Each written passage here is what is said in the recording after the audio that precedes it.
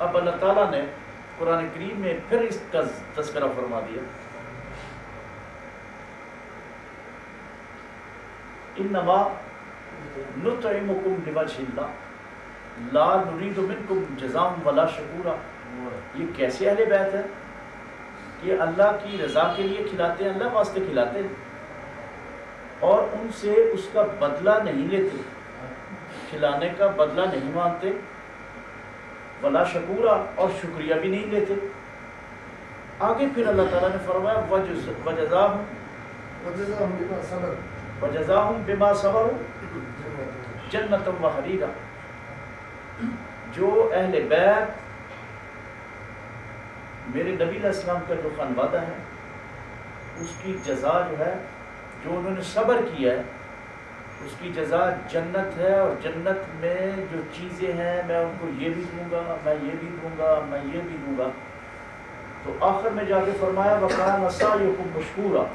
یہ جو ان کی کوششیں ہیں، محنتیں ہیں، میں ان پہ ان کا شکریہ بھی کہتا ہوں۔ اب اس سے بڑھ کر ان کی شان اور عظمت کیا ہو سکتی ہے، جن کو اہل بیت، اس لیے نبی علیہ السلام نے فرمایا کہ تم میں دو چیزیں میں چھوڑ کے جا رہا ہوں، ایک قرآن ہے، دوسری میری اہل بیت ہے۔ اس لیے دونوں کے ساتھ بیک وقت رابطہ رکھنا ضروری ہے۔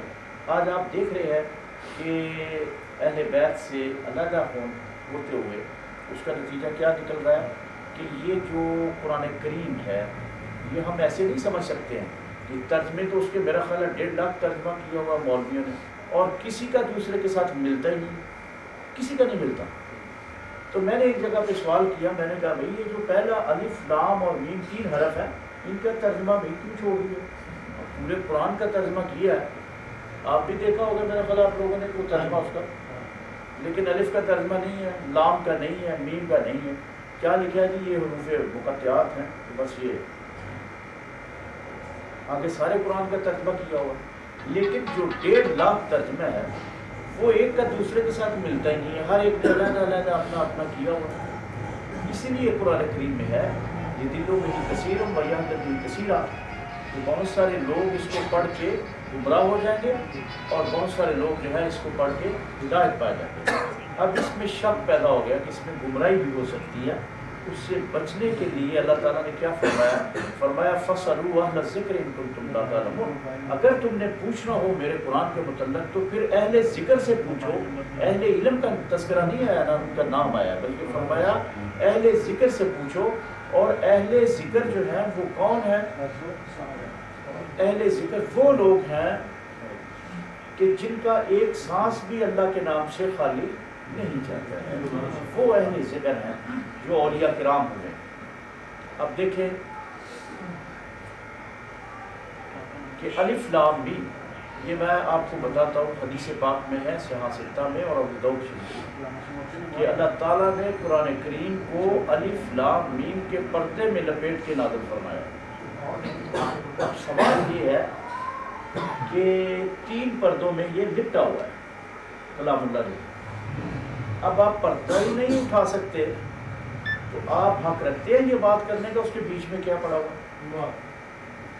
یہ کسی نے پردہ نہیں اٹھایا، نہ الف کا، نہ لام کا، نہ میم کا۔ جب جبرائیل علیہ السلام آئے، نبی علیہ السلام سے کہا، عرض کیا کہ الف، آپ نے فرمایا کہ علم تو جبرائیل میں نے جان لیا۔ پھر انہوں نے کہا لام، آپ نے فرمایا مجھے یقین ہے۔ پھر انہوں نے کہا میم، آپ نے فرمایا اللہ کا کرم ہے۔ تو جبرائیل علیہ السلام نے عرض کی یا رسول اللہ مجھے تو اس کی سمجھ نہیں آئی۔ آپ نے فرمایا کہ جبرائیل تجھے سمجھ نہیں آ سکتی، یہ میرا اور میرے اللہ کا معاملہ ہے۔ اس کا مطلب جبرائیل جو لانے والا ہے اس کو پتہ نہیں چل رہا، تو بھئی تم سب کو کس طرح پتہ چل گیا؟ اتنے لمبے ترجمے آپ لوگوں نے کیے اور مسلمانوں کو آپس میں جھگڑے میں ڈالا ہوا، ہر کوئی ایک دوسرے کو گلے کو پڑ رہا ہے اور ایک دوسرے کو کافر کہہ رہے ہیں، کوئی اس کو کافر کہہ رہا ہے۔ یہ تو مقصد نہیں ہے اسلام کا نہ مسلمان ہونے کا۔ اصل میں یہ ہے کہ آپ لوگوں کو پتہ ہے کہ نماز کتنی برکت ہے اس میں، کہ ماں باپ کہتے ہیں سیدھے راستے پہ آؤ، استاد کہتے ہیں سیدھے راستے پہ آؤ، کوئی مخلص ہوتے ہیں کہتے ہیں سیدھے راستے پہ آؤ۔ اب نماز سے تم کھڑے ہو گئے تو سیدھا راستہ ہے نا نماز، لیکن تم نماز میں کھڑے ہو کے کہتے ہو دن میں کتنی رکعتیں بنتی ہیں؟ 48 بنتی ہیں نا 5 نمازوں کی۔ تم 48 دفعہ اس میں یہ دعا کرتے ہو کہ اہدنا الصراط المستقیم، یا اللہ ہمیں سیدھا راستہ دکھا، کیوں نہیں کہتے ہو نا نماز میں کہ یا اللہ ہمیں سیدھا راستہ دکھا؟ اس کا مطلب ہے کہ سیدھا راستہ کوئی اور ہے، وہ کون سا راستہ ہے؟ فرمایا صراط الذین انعمت علیہم، یا اللہ ان کا راستہ جن پہ تو نے اپنا انعام کیا ہوا ہے۔ اب یا اللہ ہمیں وہ بتا وہ انعام والے لوگ کون ہیں؟ فرمایا انعم اللہ علیہم من النبیین والصدیقین والشہداء والصالحین، وہ 4 گروہ ہیں۔ پہلا گروہ ہے نبیوں کا، دوسرا صدیقین کا، تیسرا شہداء کا، اور چوتھا صالحین کا۔ اب پہلے جو 3 ہیں ان کے ساتھ ہمارا رابطہ نہیں ہو سکتا، نہ نبیوں کے ساتھ ہو سکتا ہے، نہ صدیقین کے ساتھ ہو سکتا ہے، نہ شہداء۔ اور یہ چوتھا گروہ ہے جس کی خود اللہ تعالیٰ نے نشاندہی فرمائی ہے، جس کے ساتھ رابطہ کرنا ہمارا فرض ہے، ورنہ ہم تو بھٹکے رہیں گے۔ اور اس کی ایک میں حدیث پاک سناتا ہوں، یہ صحیح ستہ میں ہے اور مسلم شریف کی حدیث ہے کہ نبی پاک علیہ السلام کے صحابہ 1.25 لاکھ بیٹھے ہوئے تھے۔ آپ نے فرمایا کہ میرے صحابہ، تمہیں تو اپنے آپ کا پتہ ہے، لیکن ایک ایسا شخص جو مدینہ تجربہ میں آیا ہی نہیں، اسے دیکھا ہی نہیں کسی کو، اور نہ اس کو دیکھا کسی نے۔ آپ نے فرمایا لیکن مجھے پتہ ہے، میرا ایک امتی ہے اور وہ ملک یمن میں رہتا ہے اور اس کا نام اویس کرنی ہے۔ حضرت عمر نے کہا یا رسول اللہ کیا نام ہے؟ فرمایا اویس کرنی اس کا نام ہے۔ آپ نے فرمایا میں تم دونوں کو خوشخبری دیتا ہوں اے عمر اور اے علی، تم دونوں میرے بعد دنیا سے پردہ کرنے کے بعد تم مجھ سے ملو گے جا کے، میں تمہیں خوشخبری دے رہا ہوں، اور تم نے ضرور جانا ہے اور ملنا ہے، اور یاد رکھنا ہے کہ اس کے ہاتھ میں سفید نشان بھی ہوگا۔ اور فرمایا میرا اس کو سلام کہنا ہے اور اس کو کہنا ہے کہ میرا پیغام ہے کہ میری امت کی بخشش کے لیے دعا کرو۔ اب شفیع المذنبین رسول اللہ صلی اللہ علیہ وسلم، شفاعت آپ کی ہوگی، لیکن آپ نے یہ بات کیوں کہی ویسے کرنے کو، یہ پیغام بھیجا کہ میری امت کے لیے دعا کر دے بخشش کے لیے؟ اور پھر جب حضرت عمر خلیفہ وقت ہوئے، حضرت علی، یہ دونوں ہستیاں گئیں اور پھر جا کے پیغام دیا اور انہوں نے دعا کی۔ اس سے ثابت ہوا کہ جو وہ صحابی نہیں تھے، نبی نہیں تھے، ویسے کرنے صحابی نہیں تھے، تابعی بھی نہیں تھے، صرف ولی تھے۔ وہ حضرت ویسے کرنی کیا تھے؟ ولی اللہ تھے۔ اس کا مطلب ہے سرکار نے ایک اہمیت بتا دی کہ ولی کے پاس جانا نبی کی بھی سنت ہو جائے اور صحابہ کرام کی بھی سنت ہو جائے، خلفائے راشدین کی بھی سنت ہو جائے۔ حالانکہ مرتبے میں حضرت علی زیادہ ہیں، حضرت عمر زیادہ ہیں، لیکن کیوں گئے؟